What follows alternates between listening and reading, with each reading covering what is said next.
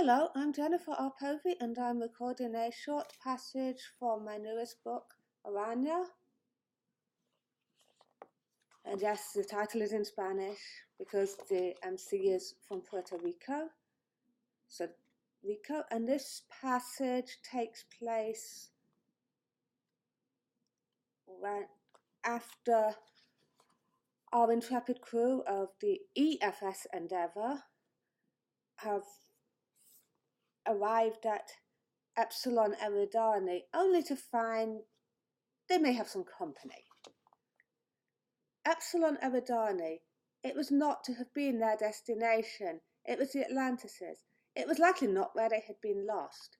It was where they had been last heard from, except for that echoing hint of a distress call which they could not quite locate. The last vestiges of oddness flowed out of Jose as they fully settled into normal space. There was nothing he could do directly in the search, nothing he could do but finish the probe modifications Dr. Jordan had asked for. She was their primary specialist on alien life. Hopefully, there would be work for her to do.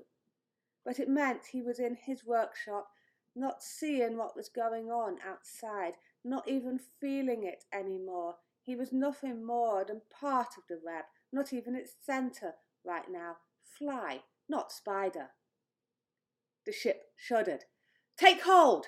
No litany, just those two words. What was going on? He thought he heard running feet as he took hold, and then he felt the ship lurch.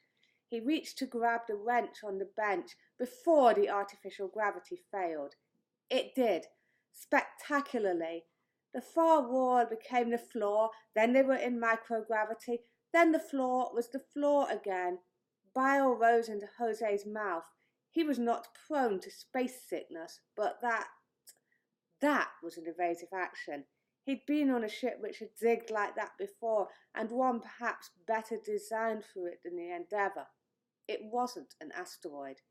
He wanted to be on the bridge, or at least somewhere where he could see something, not the bows of the ship. He had external view cameras for monitoring hull repair. He turned them on.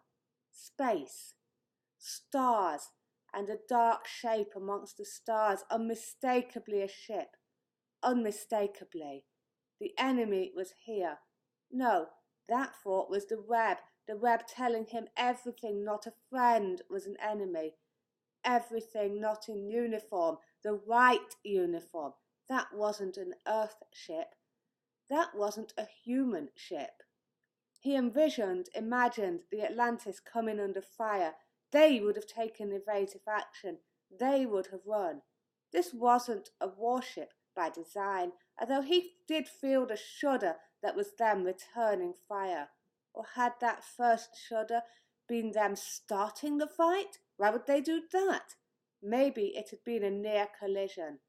Torpedoes had been launched. He saw them streak towards the enemy ship, saw it evade with the speed that spoke of a skilled, webbed pilot at the helm, saw the spread that started to return. The Endeavour lurched again and fell into hyperspace, fell away from him, the entire universe before him again, laid out like a tapestry and panoply of stars, tumbling.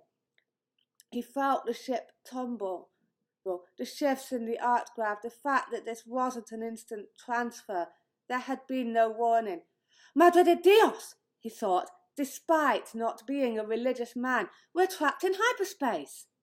He felt it. He felt the world flow around him, the tumble, time looping around him, knew he was going to die. No atheists in foxholes. The panoply of stars. He felt them, and he was tumbling. He was falling through space. He was reaching out, desperate for any handhold. He was a man falling from a tree, the forest floor below. He was an ape. He grabbed one of them, pulled, and then fell into darkness. Needless to say, they do get out of hyperspace, but that was a rather scary moment for our hero. If you want to find out what happened, you can buy this book on Amazon and wherever ebooks and paperbacks are sold online. The links are in the video description. Thank you for listening. Goodbye.